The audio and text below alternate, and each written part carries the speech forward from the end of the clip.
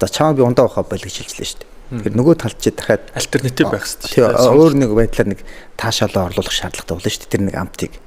Тэгвэл би юунаас авч ийн гэхээр жимснээс авч байгаа. Намайг одоо бүр ингээд тий бүр амьдралын сайхан амтнуудыг мэдрэхгүй байна гэж бодоод байна шүү дээ. Тэгвэл би жимснүүдээ ингээд сайхан тавьж байгаа. Миксер дээр шахаад шүүслээд яг органик жимсээр би ингээд ууж байгаа. Сахаргүй амьдрах эсвэл ундаагүй амьдрах гэдэг зүйл хүмүүсийн оюун санаанд нь байхгүй байгаа шүү дээ болно.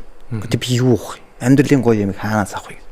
Тэгвэл таашаалаа тэнд байгаа тэр одоо сахар гэдэг юм зүйл чинь хүнс биш гэдэг ангилал байгаа шүү дээ. Хүнс биш. Энэ бол зүгээр л хүнсний нэмэлт. Нэгдүгээр ягаад нэмэлт гэж явсан юм? Амьдралд байж ч болно, байхгүй ч болно тий нөгөө ер нь илүү их амт орлох байдлаар ажиллаж байгаа. Хоёрдугаарт нь энэ өөрөө аливаа нэг бүтээгдэхүүнүүдийг юмнуудыг муутгахгүй.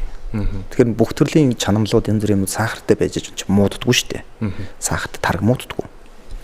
Тэгэхээр нөгөө муутгадаггүй байна гэдэг чинь тэнд бактери үржүүлэхгүй байх тогтолцоо очихгүй. Тэгэхээр нөгөө сахарын чинь хүнсний компаниуд бас ашигладаг. Гуравт нь мэдээж донтолдог. Тэгвэл энэ бол яг хүнс биш. Энэ гурван зүйлээр л бодох хэрэгтэй. Тэгвэл яг цэвэр дэлхийн амтыг чи зүгээр л амтал л та.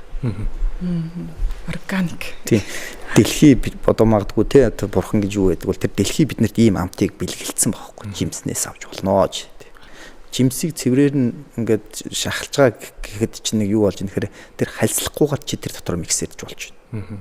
Тэгтэл нөгөө хүмүүс хальслаа жимсүүдээ ингээд хийждэг дотор нь. Тэгэхээр нөгөө жимсний гадна талынх нь нөгөө эслэг гэдэг юм байхгүй болчдөг. Гэтэл байгаль их бүтээгтэй жимс их хэмжээний фруктоз агуулдаг юм бол гадаргуу хальсан дээр нь тэр хүний бид их цуснд сахарыг өндөр түвшинд аваачихгүй тулд хальсан тэрийг шийдэж идэг. Нарийн бүдүүн гэдсэн дотор очоод тэнд нь өөрөө маш хэмжээний барьер болж идэг.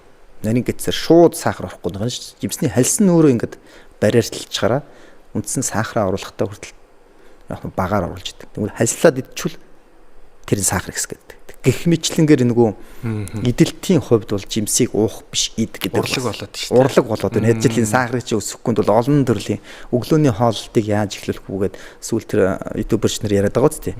Эхлээд та ингээд нүүрс усаар холдчих юм бол өдөр чин сахар чи ихсэх гээд байна. Тэгэхээр одоо эхний ээлжинд бол хөнгөн уургаар эхлүүлдэг юм уу, уух тосоор эхлүүлдэг юм уу? Аль нэг байдлаар эхлэлийг зөв тавьмаа гэж ингэж яриад байгаа шүү дээ. Тэгэхээр ингээд тэгээ дээрэс нь цагуудад орж ирнэ.